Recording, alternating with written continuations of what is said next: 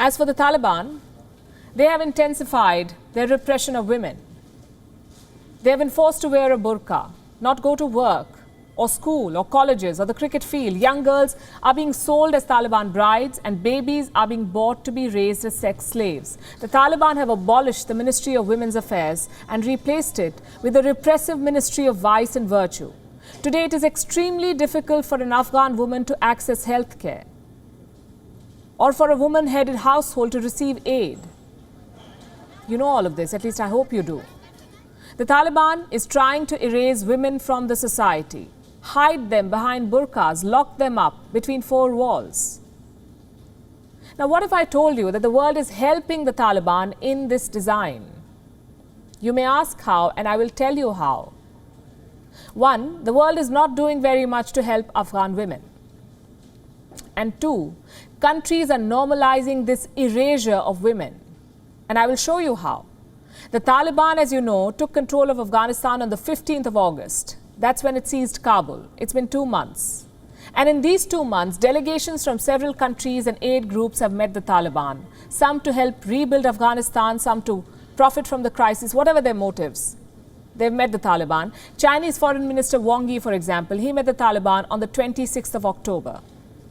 The delegation with him was all male. On the 23rd of October, Iran's ambassador to Kabul met the Taliban. His delegation too was all male.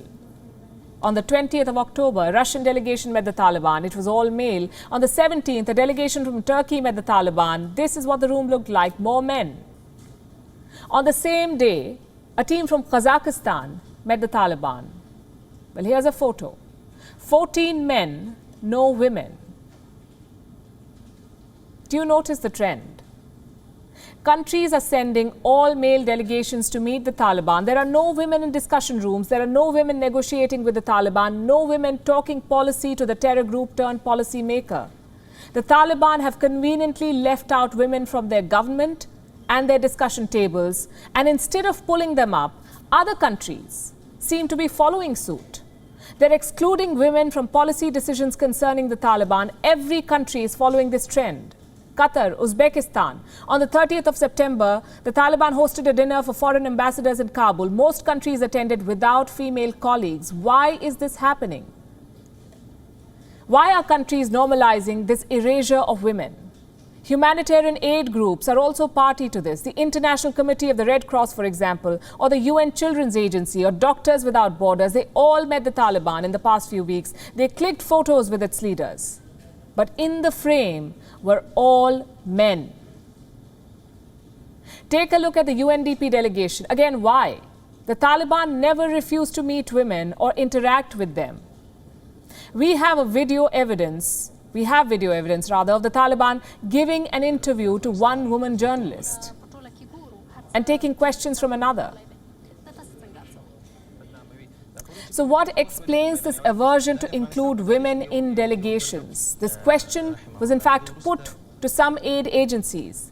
Red Cross said that due to a last-minute scheduling change, its women staff could not attend the meeting with the Taliban. Red Crescent had the same answer. What about the countries? The co-director of Human Rights Watch thinks that countries are trying to make the Taliban happier by not bringing women. What have we come to?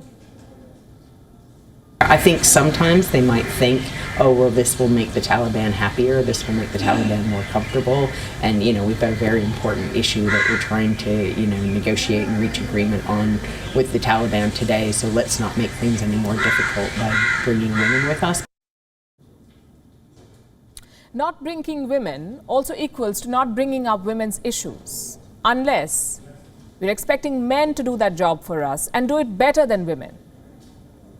It doesn't work that way. Well, here's something countries must realize. The Taliban are in no position to negotiate on who to bring and who not to. Remember, they're the ones seeking legitimacy. They are the ones who are in desperate need of funds. They need photo ops to stay relevant. The world must leverage this and push for reform. Inclusivity in public life. The world must push for women's rights rather than normalizing this erasure from decision-making rooms. Because that's exactly what Russia, China and Pakistan appear to be doing in Moscow. They're not exactly champions of women's rights But nonetheless, these 3 countries met a Taliban delegation. None of them had a woman. The world has collectively failed to help Afghan women, and today it is doing a disservice to them by normalizing the erasure of women. WION is now available in your country. Download the app now and get all the news on the move.